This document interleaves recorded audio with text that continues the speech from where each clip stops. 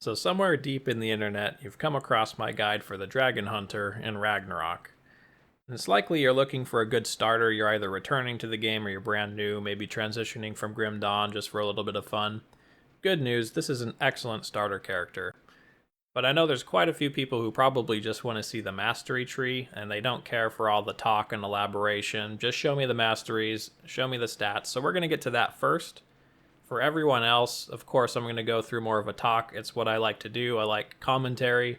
I like to be podcasty. So, of course, we're going to elaborate for anyone who's more interested. So on screen, I'm going to show what I recommend you get in terms of skills, how you should spend your skill points, how far you should go on the trees in the early, mid, and late game. You can see I've color-coded it to make a little bit more sense.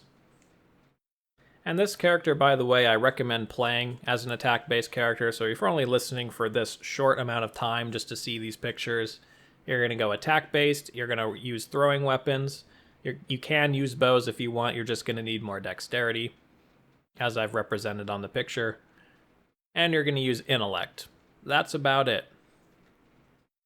So if you're sticking around for this long, then you probably want to know a little bit more than just those pictures. So first, let's go over some pros and cons. I'm not trying to bait you into playing the Dragon Hunter. I don't have a horse in that race. I mean, play what you want, right? But I happen to have played a character myself, and it was started at level 1 in Ragnarok. I leveled it all throughout Ragnarok. I finished Ragnarok completely, killed all the side bosses, no problem. Farmed Primrose Passage. Now, somewhere on this video, you're probably bound to see the deaths. And there were a lot of deaths. Don't be discouraged. This character was used for a lot of testing. I love testing, so when Ragnarok came out, I was testing boss damage types, I was testing mechanics. She was a literal punching bag for all of my activities. So she's died a lot. A couple of them were legit deaths, but that was due to blitzing through. So don't worry about the deaths. It's a very solid character. So the pros and cons. First, it's a great starter build. I mentioned this before. But the reason it's a great starter build is because you can dedicate a lot of your gear to stuff that isn't particular resist. You got a lot of resist through the Masteries, thanks to Herbal Remedy and thanks to Rune of Life. That's an abnormal amount of resists in the tree, by the way. But you also have access to Woodlore for a lot of defensive ability. Back in Anniversary Edition, they changed defensive ability. So Woodlore used to give % DA, which is better in the late game for scaling, but in the early game, Woodlore is enormously overpowered. This amount of DA, what is it, like 200 and something, just for 6 points? That's huge. So that's going to carry you as well, and what that's going to allow you to do, especially in the early game, is to not care too much about what gear you find. Of course, there's still going to be those benchmarks for certain parts of the campaign, like you want this much res for this monster. Overall, though, you're going to have a much easier time with gearing up, just due to the fact that you don't need to put pristine plumage on all of your armor pieces. Instead, you can use Ajax or, something else, Boar's Hide, Hag Skin, some other resist or offensive thing. And by the way, I'm somebody who really favors putting resists on gear. I don't scale too much offense in this game. I don't make glass cannon builds. I make very well-rounded builds, defensible builds. I try not to die on any of my playthroughs. So just so you know where I'm coming from when I advise. So a con then, will alternate pros and cons. Like all ranged characters, and I do recommend you play ranged, it's mechanically difficult to play, a little bit more so than melee. Now of course, any character in Titan Quest or any aRPG is going to benefit enormously from micromanagement. But because you're ranged, you're going to be utilizing stutter stepping more frequently.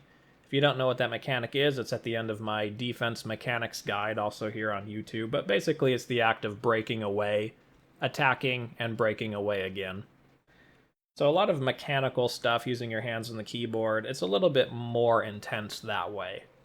So if you're not really experienced in aRPGs, it might be better to play something like a Conqueror as your starter character, Warfare Defense.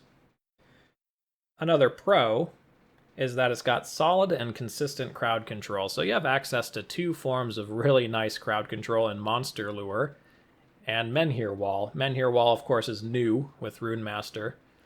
And it's really great for consistent and reliable control. It'll aggro enemies that are near you. They'll attack the wall for whatever reason, it makes no sense, but that doesn't matter. They're going to hit the wall, they're going to stun themselves. During that time, you can hit them yourself.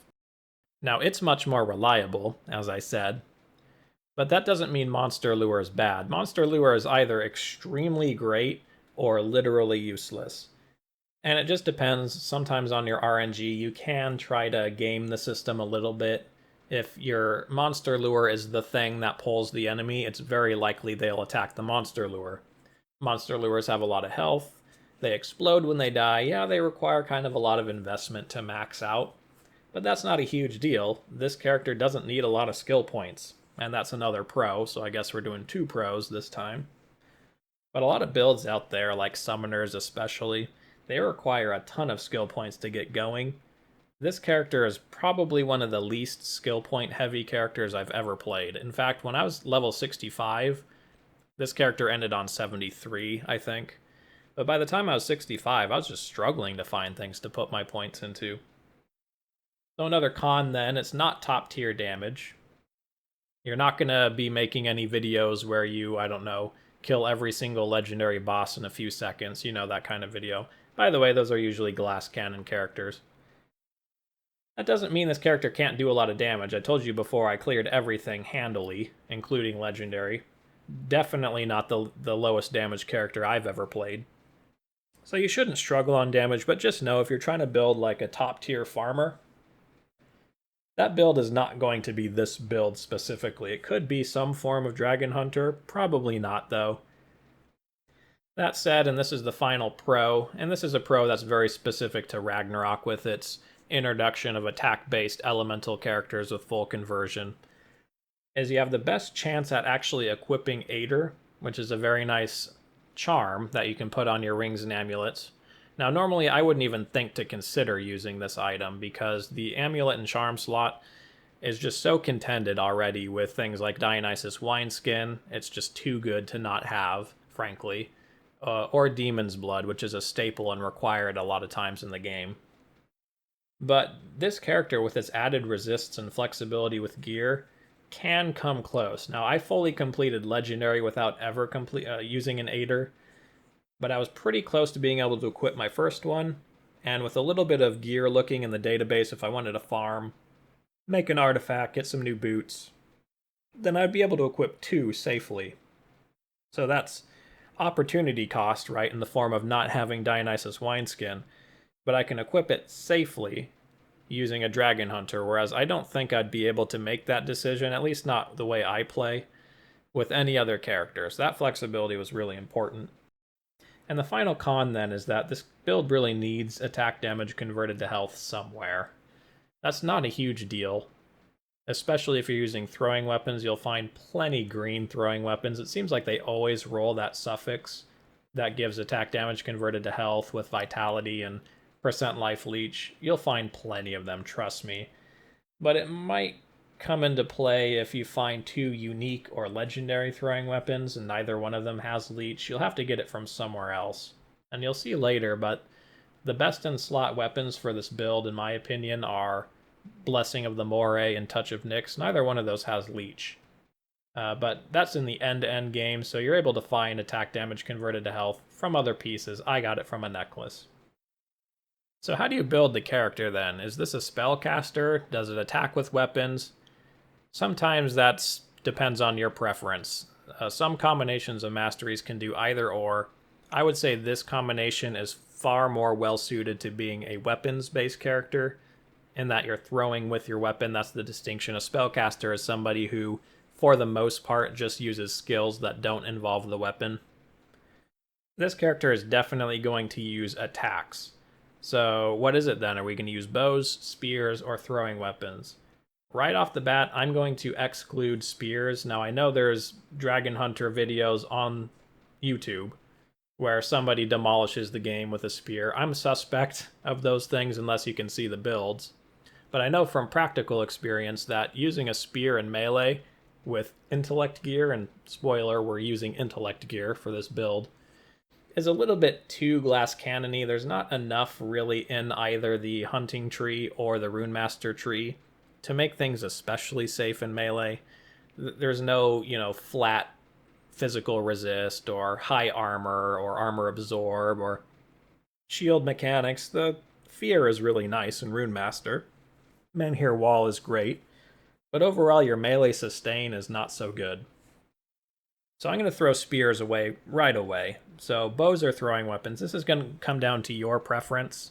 I highly recommend throwing weapons. The itemization is overpowered. You frequently get them in drops for whatever reason. I find a hoi polloi every time I'm in normal mode, for instance. And it's easy to attain the attack speed cap with throwing weapons. It's 141%. Much harder to do that with bows, which incidentally makes bows the better choice if you want to scale this character into the end game. But again, if you want to do that, make this ultimate sort of damage dealing farming character, I really recommend maybe not doing that on the Dragon Hunter.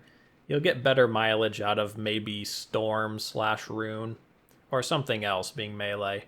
But if you're really dead set on being a bow character because you like it thematically, you can be a bow Dragon Hunter. The only consideration you'll have to make is that the endgame bows, and there is definitely a best endgame bow for this character. I can't remember the name. Akaival? Yeah, Akaival's right. It's going to require something in the ballpark of 540 dexterity to equip. That's opposed to the maximum level throwing weapons, which are 420. That difference is enormous when you consider that Rune Masters are really good at tunneling into intelligence and then scaling that intelligence with Rune Weapon to be absurd. That's the biggest lure to the Rune Mastery, in my opinion. So it's a bit hard for me to stomach putting an extra 120 points into Dexterity just to equip an Akaival. Not to mention that you're going to have to figure out a way to max your attack speed, which is going to come with a lot of extra opportunity cost in your gear somewhere. So I really recommend throwing weapons. I think they play to the strengths of this build. You're going to find plenty of them. You're going to have a great progression. So a quick thing on stats then. There's not a lot to elaborate on here, actually. A lot of people wonder about stats, and it's harder in Titan Quest to consider your stats than in a game like Grim Dawn, where you have masteries, you have extra enchanting, that sort of thing.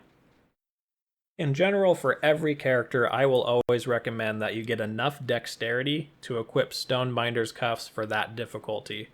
Now, I did this in visual form with the TLDR section earlier, but they did increase the cost of wearing Stonebinder's Cuffs in dexterity. You need a little bit more dexterity now than you used to in Anniversary. That was something I believe they changed with Ragnarok. So, of course, once you're done with dexterity, it's worth mentioning that Rune Masters have a very poor health progression on their mastery tree. They get like 640 or something altogether. You compare that to an upper end mastery tree like Defense, that gets 2,000. So you're going to struggle a little bit with health. Health is always important. It's not something to obsess over in this game. It's not Path of Exile. There's not a whole lot of percentage-based recovery things like in Grim Dawn. And your damage is fairly tame compared to your health, so Leech doesn't get astronomical.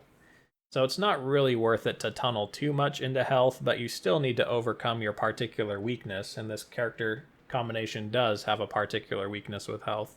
So a few points here and there, I would say several points over the course of the entire game, is going to need to be devoted to health. The rest can come from gear. Everything else, every single other point you have is going to tunnel straight into intellect. You need intellect to equip items. You need intellect to scale your damage. You need a lot of base intellect, so that way your percentage increased up to intellect on Rune Weapon can do a lot of work for you. Unfortunately, you're not going to reach the thousands. If you've played this game before, you've probably played characters that are spellcasters that had thousands of intellect, and you're probably looking at Rune Weapon going, holy crap, I can get like 2,000 intellect or whatever. That's not really going to happen with the Dragon Hunter. Again, I don't build glass cannons. So because you need to overcome that health deficit, because you need an increased amount of dexterity nowadays, which I do recommend because you need it for a defensive ability anyway. That's why that benchmark exists with the Stonebinder's Cuffs. It's not just to equip the Stonebinders, it's just a solid benchmark for DA. You're not going to have that much more to put into intelligence. Of course, you can still wear an Odysseus on your helmet. Of course, you can still get int here and there. but overall you're not going to be able to tunnel too much into it. So again, in a more concise way, 0 in energy, several points in health, enough dex for stonebinders every difficulty, the rest in intellect. You shouldn't have to put any points into strength. Luckily you have Runeward Feather, which takes care of that item cost for weapons. You won't be able to equip the top tier shields unless you put some in strength, by the way, so if you're planning to do that, it's a little bit hard. I do recommend dual wielding throwing weapons. And the rest is going to go into intellect.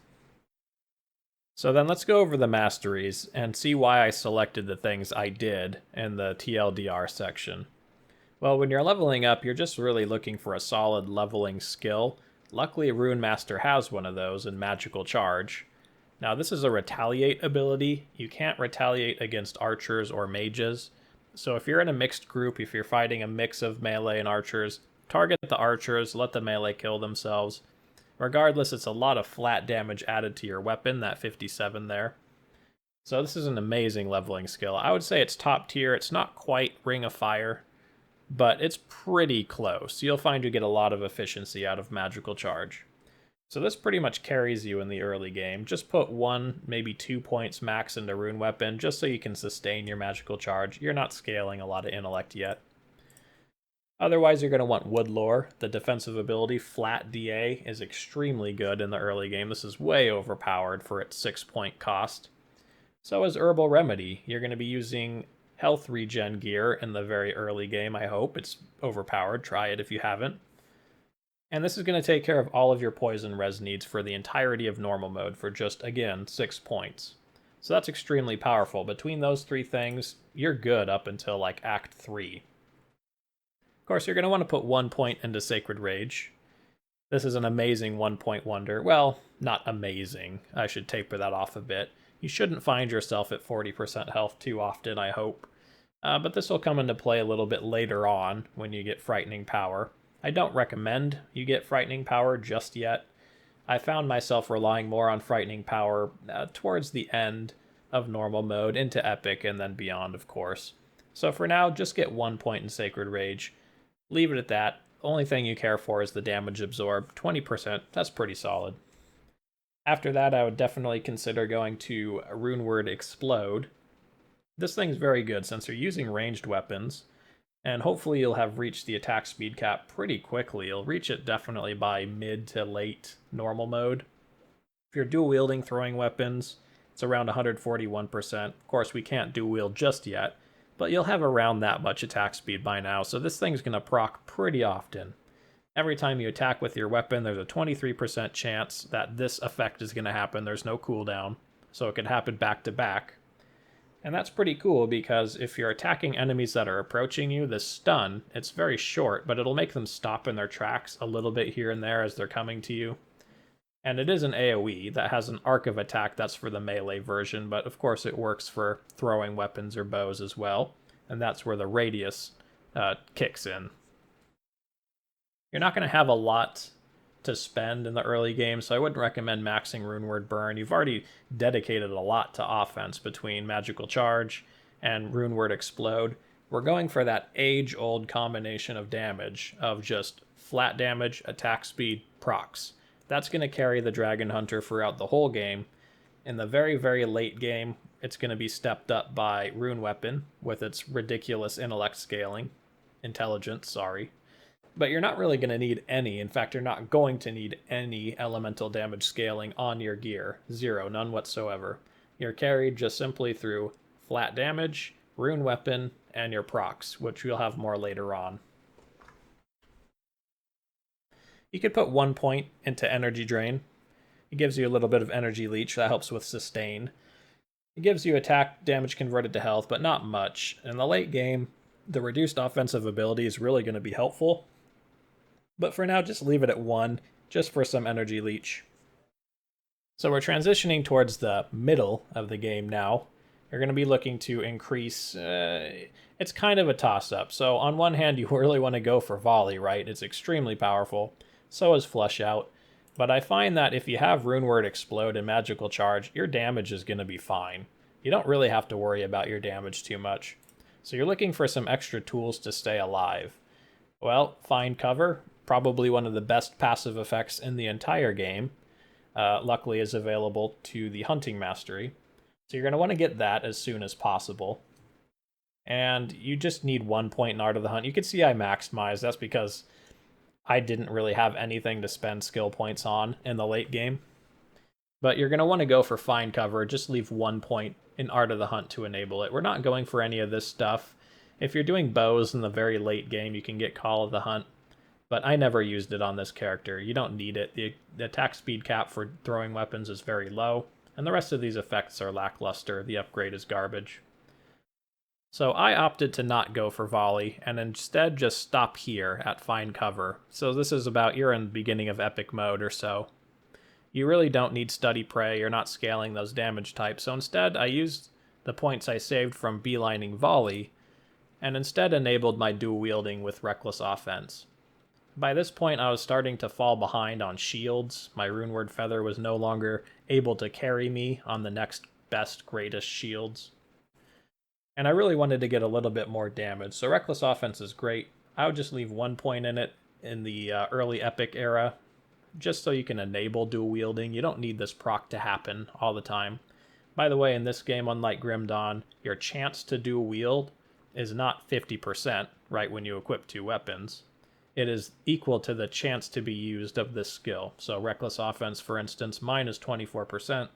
That means every time I attack, I have a 24% chance to dual wield, so throw both my weapons, and do the listed effects. For me, that's plus 100% total damage with whatever happens with those 2 weapons that get thrown. Now, also by early Epic, you're going to be considering to get Rune of Life maxed out. The reason for that is you're going to hit a 40% Malice to Bleed and Vitality Resistance. That's new with Anniversary Edition.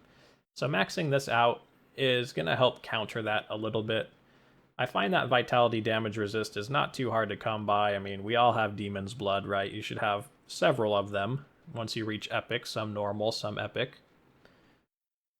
And you're going to want to start moving towards Transmutation. Now, Transmutation it's kind of the big theme with this spec, right? You're trying to get max rune weapon, get a lot of intelligence that scales your flat damage, and you're going to want to convert all of your weapons damage to elemental.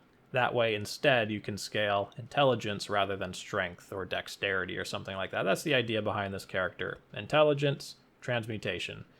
But without high rune weapon and without a lot of intelligence to scale your elemental damage, it's not too much of a thing to go for transmutation right away. This is more of a late game option. But since I wasn't going for volley and this was very far away, I was only at 16, but I was only 8 away from transmutation, I went ahead and finished it off. These extra stats are helpful in Epic for equipping items and stuff like that. And of course, I got Runeward Burn. Again, without intelligence and rune weapon to scale it, it doesn't do amazing damage, but it really helps with your AoE clear. So I put a moderate amount into this and then finished it off later. Again, this is around the time where I started focusing a little bit more on energy drain just to reduce offensive ability. I didn't want to get crit. The slow helps along with Runeward Explode just to keep enemies from getting to you as quickly. They'll be slowed a little bit, they'll stun here and there. It's pretty nice. And importantly, in the mid game, you want to max out Frightening Power. It's pretty likely that, you know, in Act 4 and Act 5 normal, you're going to be getting below 40% health pretty often. So you could feel free to max this a little bit earlier, maybe around that time, if you want to. You can see that in addition to the 20% damage absorb you got from Sacred Rage, you also have a very high chance to fear everyone around you and reduce their damage. So if the fear fails, you still get the reduced damage, but likely the fear will go off. And this is enormously useful because this ability, Sacred Rage, only has a 10-second cooldown. It's equal to the duration. So that means when Sacred Rage falls off, you can fear again if you drop below 40% health.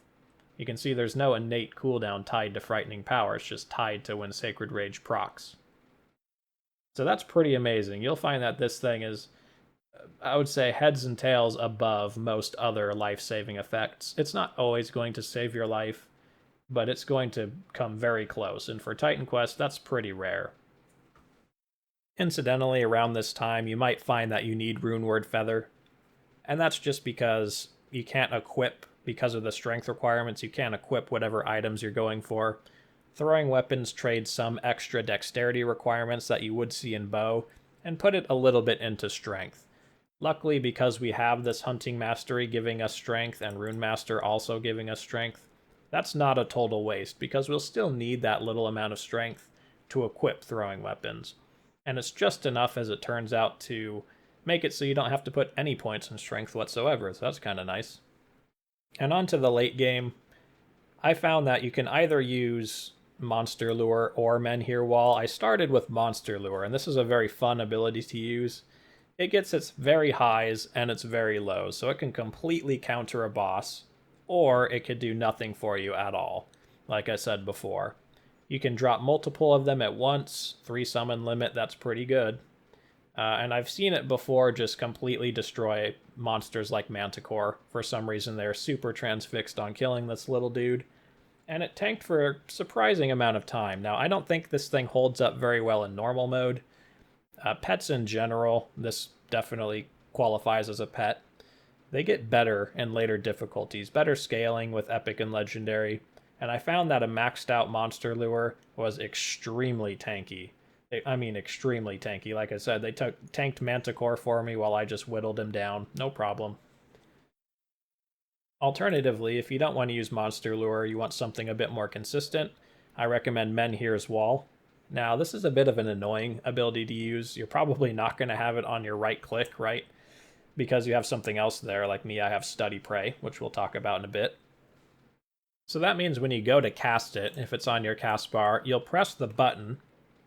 For me, it's 6, and it'll have a reticle. And then you have to click. And that's pretty annoying to have to do, especially if you're in a panic situation, you need it up ASAP. Your options are limited. Now, somebody in my Twitch chat, Darth somebody in my Twitch chat, we'll use his proper title.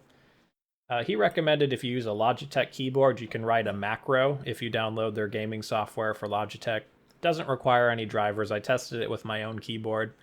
And the macro is extremely easy to make, so don't be scared away by any of that lingo. It's no problem. You literally just go to the, I think it's called the multi-key function, and you'll click the key that you want. Let's say 4 for me, since it's on, well, that's actually on 3. So let's just say 3, and then you'll just left click on the macro box, and it'll create a macro. It's like easy elementary. So you can do that. If you don't have a Logitech, then you can use a slightly harder function. And by the way, we're talking about ways to not have this reticle. You can see if I cast mine, the reticle appeared, but I didn't have to click. So that's what we're talking about. Ways to make spell casts a little bit easier if you have to put them on your bar. Since unfortunately, Titan Quest doesn't have auto spell casts from your action bar, only on your right click. So what I use is called Auto Hotkey. It's a script generator. It has its own language. Now, I'm not a computer language guy. I don't know any coding languages whatsoever. So again, don't get too turned off.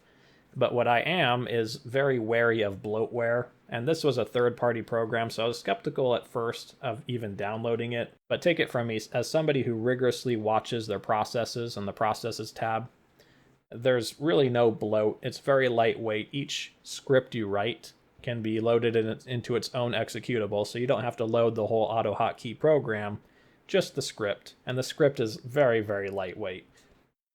Now, I found a script that was written by another Titan Quest player on the Steam forums. His name was Mevo, so shout out to Mevo. And I tweaked it a little bit just to get it to my liking. But you can use that as an option too. I'm providing those options just because they're the only things that I can think of, and that my Twitch chat was able to think of to get this effect to work a little bit better for you. So that's pretty important. If you don't want to bother with that effect at all, I recommend you just use Monster Lure. Monster Lure doesn't create this extra reticle. The Monster Lure spawns right next to you. And you can use something like Mines or, whatever. Things that cast instantly that don't create a targeting reticle. Of course, I started using Mines at some point. Specifically, I only had 1 point in Runic Mines to begin with. I was mostly interested in freezing mines, so I use this as a way to sort of break off an engagement. So if I'm fighting some enemies, but it's looking rough, there's more coming, and I'm not killing fast enough, I'll hit mines, and then I'll break away, right? And then I'll start re-engaging or stutter stepping or whatever I need to do. So mines are a great breakaway tool. I don't use them to add to my DPS. I very rarely run into a group of mobs and control them this way.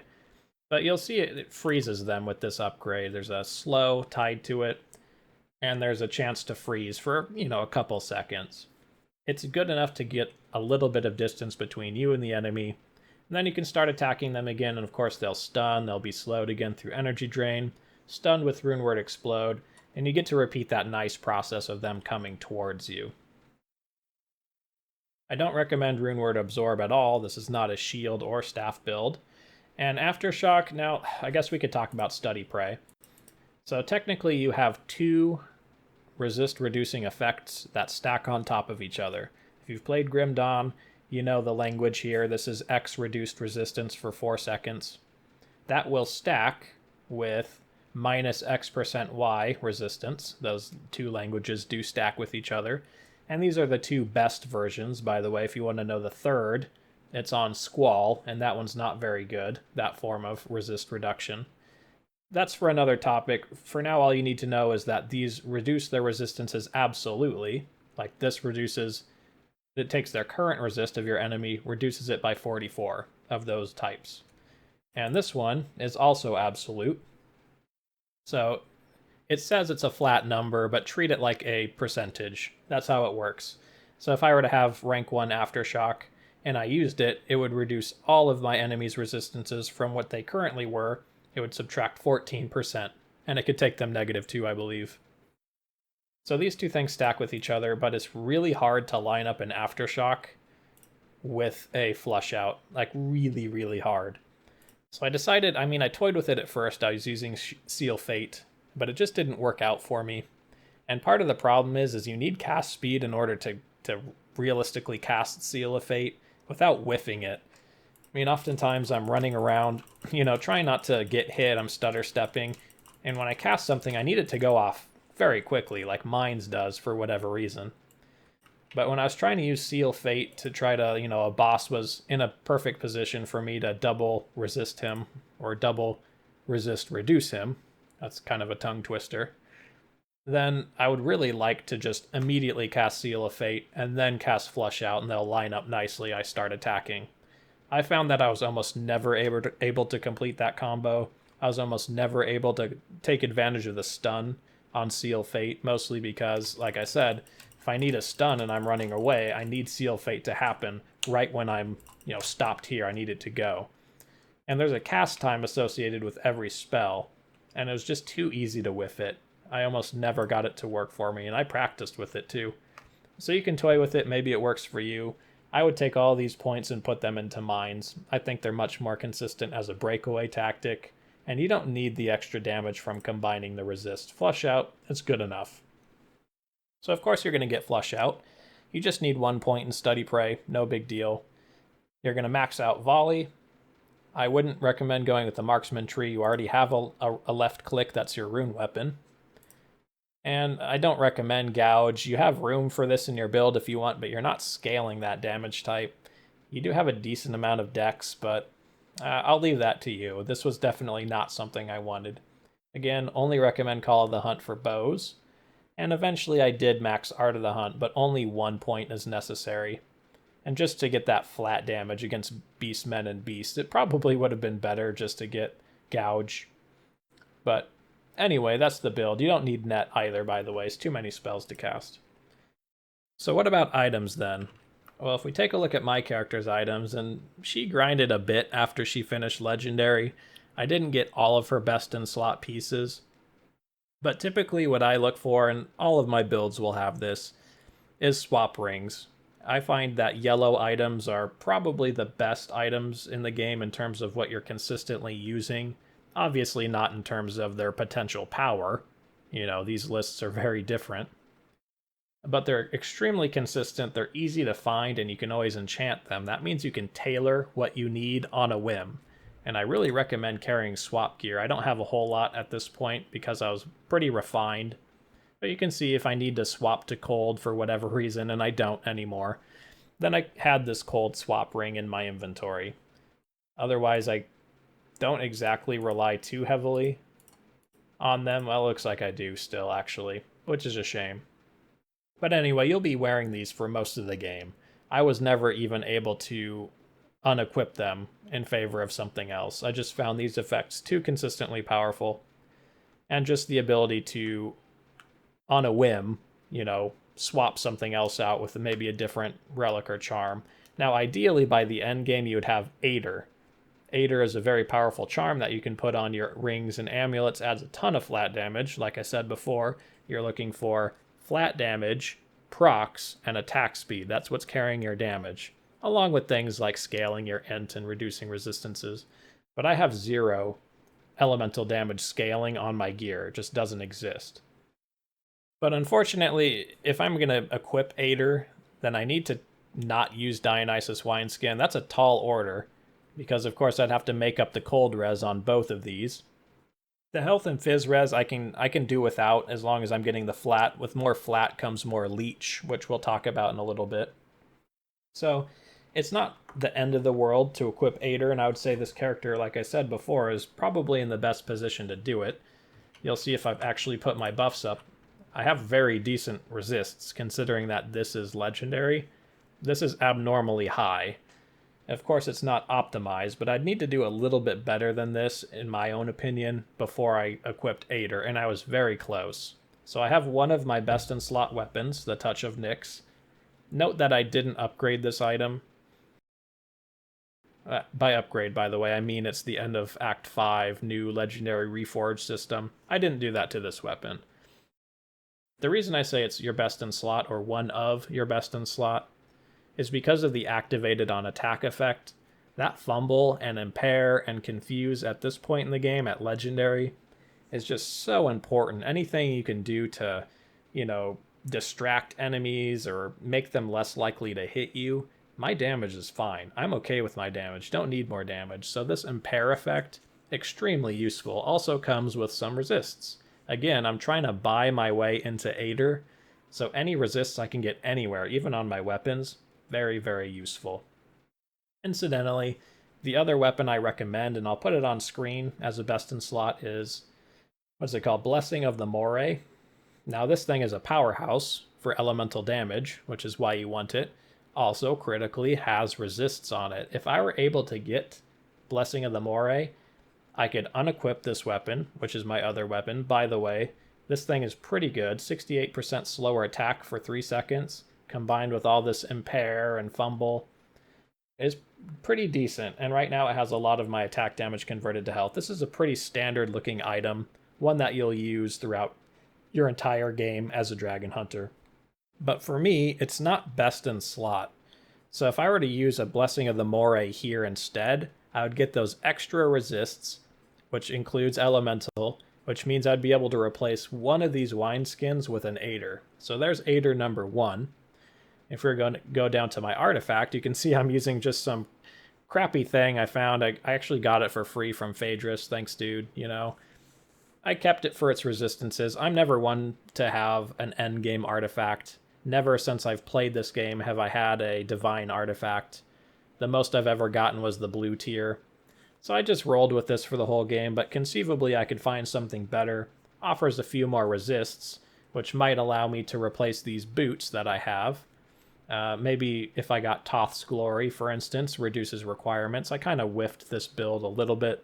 Got a little bit too few dexterity points. So without these boots, I actually can't use my main hand weapon.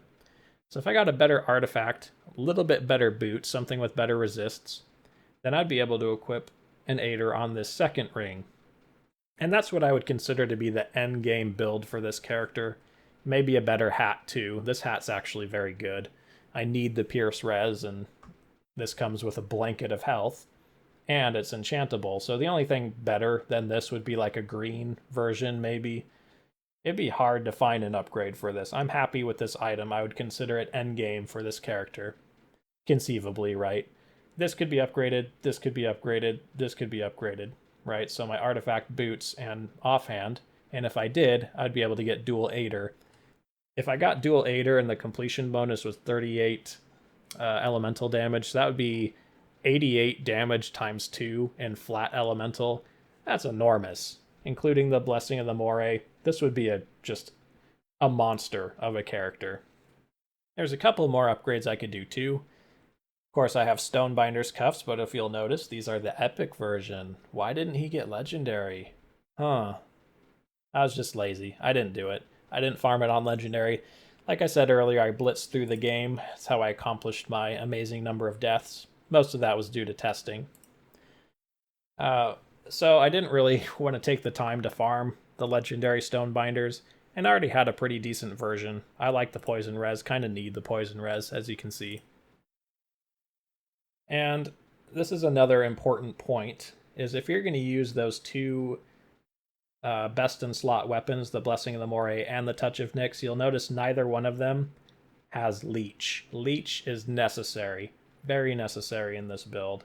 So if you're going to use both those weapons, you need this item or something like it in your build.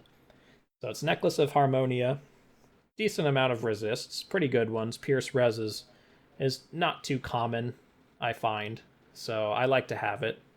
And it gives 19% attack damage converted to health. That's enormous. 400 flat health at the cost of -3 health regen per second. Dude, I got 7,000. I don't care about that. So this is an amazing necklace and something that enables you to use those two weapons that I recommended. So there you go. That's the gear. Throughout your leveling, in normal mode, early normal mode, full recovery gear, your shield, helm, chest, feet, and arms will all have recovery on them. Just whatever very fast base weapon you can find up until you reach the attack speed cap, which is 141. Once you enable dual wield and you want to go beyond the attack speed cap, let's say you got Primal Magma that rolled very high attack speed, which is probable, then you can still make use out of that excess attack speed by just switching to a slower base. You can see this is no longer very fast, it's fast. Conceivably, I could switch to an average speed throwing weapon as well, which do exist. There aren't any slow, I don't think, or very slow, definitely not. Well, maybe. There's a couple of very unique legendary throwing weapons. I won't go into those. But in terms of like greens and yellows, your options are average, fast, very fast. So use whatever base gives you the maximum attack speed, but only just barely. That's my recommendation. You're very frequently going to find this sort of leeching suffix on a green item. They're all over Asgard, so if you just can't find one at the vendor, you've never seen one drop, don't worry, Act 5 Asgard, they're going to drop all over the place. So that's all I want to talk about for armor. I guess I'll show off this Tunic of the Magi real quick. I was lucky enough to get this in Epic sometime early, I think. And, I mean, it's the type of item like this that's bittersweet to me. I would rather this be a green item, of course, so I can enchant it. I really wanted dual Achilles. I'm sorry, not Achilles, but Ajax.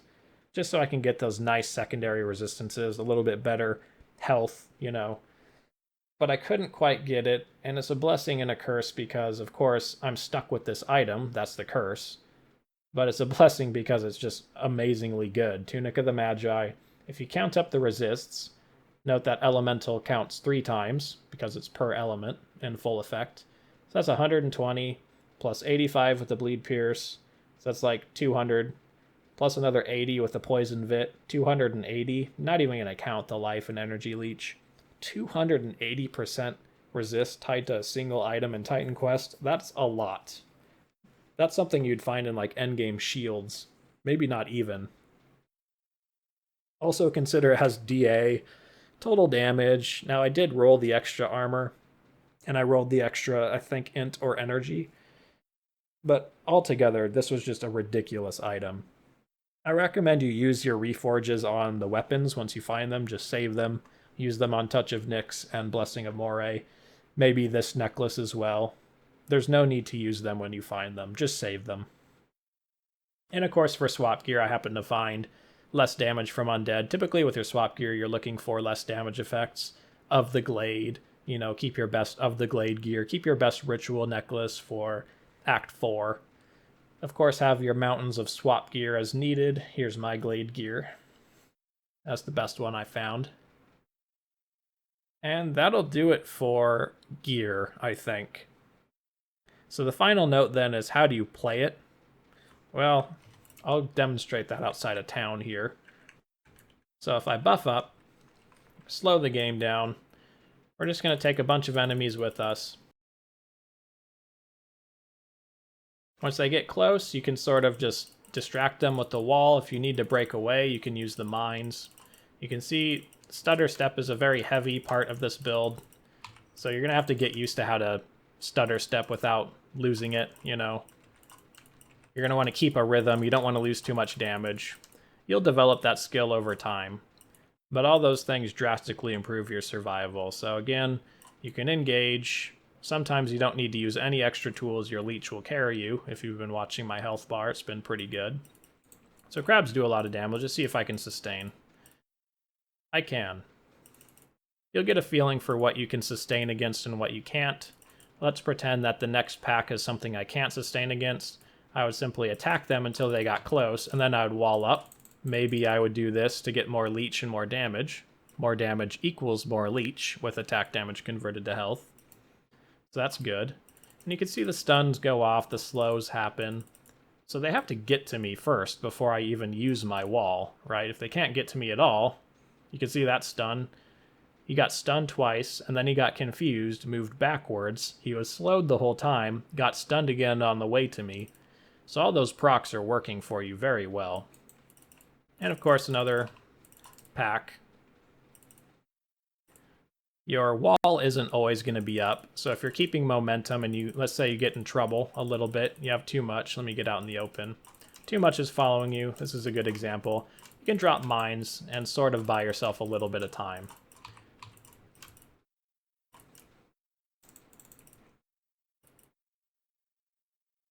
And we're able to sustain. And we'll also fight the boss here, just for kicks. But it's a very satisfying character to play once it all comes together. Your procs with your flat damage, your mob control, ways of distracting enemies, you can deal more damage with debuff. And we'll even play with this weird thing just for fun. Of course, you don't want to stand in awful things, but I find with bosses, you're easily able to sustain against anything they could possibly do to you. So I could stand in that poison if I want to, because my leech is so high, just like that. And those guys decided to attack my special pet, whatever.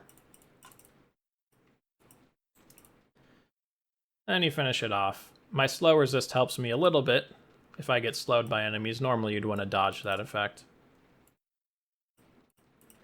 But overall, very satisfying character to play. If you have any more questions on how this works or how to build it, this was pretty comprehensive, but I'm mostly live on Twitch, near every day except for Tuesdays probably. So check my schedule, see if I'm on, drop by, you can ask a question, you can just hang out. It's much appreciated if you spend some time in chat talking, asking questions. It helps me out quite a bit. Now, I plan to do a couple more build guides. I know I'm definitely going to play a Dexterity Bow character with the Ichthian Stinger. I think I will play an Earth Rune character with Prospector's Rod. And probably some form of Summoner down the line. Currently, I'm playing a Conqueror and some sort of weird Life Leech Spirit Rune guy who is actually incredibly powerful. I'm playing them in tandem, and their build guides are going to be next. Also down the pipeline, I have an offensive mechanics video to go alongside my advanced defense mechanics video. So look out for that if you're looking for ways to scale your damage a bit better. But anyway, that's all future stuff for now. Thanks for watching this video. Hope to see you on the next one.